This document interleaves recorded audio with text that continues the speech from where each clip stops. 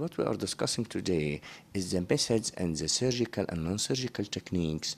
Big disadvantage which we face, and it's a big challenge to the plastic surgeon, that sometimes you could have what we call in plastic surgery terminology a collapsed banana skin. Not exercising, not dieting, and heavy smoker and drinking alcohol a lot. Those really second group of patients, they need more of a referrer to a nutrition or to a dietitian to give them a better lifestyle before we consider any surgery. Is it okay if we could visit your operating theatre where we can show more of how it happens behind the scenes? And we will, by all means, and we will demonstrate for you the laser in action. This procedure is under local anesthetic, so there is no point of having the risk of the general anesthetic to give to the patients, and the patients can function absolutely normal next day after the procedure, and she can go or he can go to the gym a week later.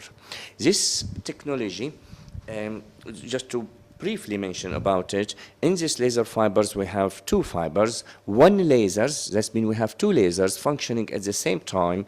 So when we fire the laser, you have two lasers firing at the same time. One is targeting the fat cell membrane to fracture the fat, the other one targeting the water and the blood vessels, so you have no bleeding whatsoever during the procedure, and you will have skin tightening effect as well.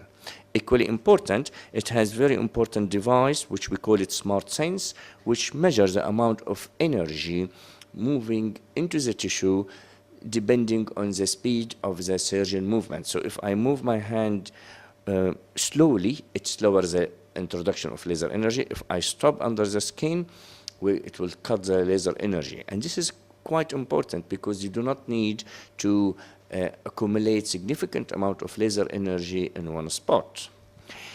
This technology has been used now all over the world, but the disadvantage of using advanced technology that you need to have a full operating theater capable of having a laser technology. Your staff has to be trained, all your equipment has to be adequately prepared to be compatible with the laser technology.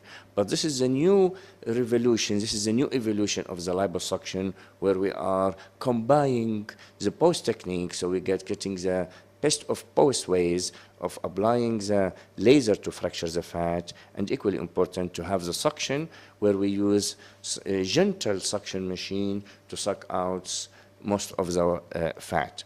Well, I believe we've covered some of the most important aspects, and we would leave it to our Good Morning KSA viewers to decide if they need to take such operations. For Good Morning KSA, this is Mohammed Gaid, London, UK.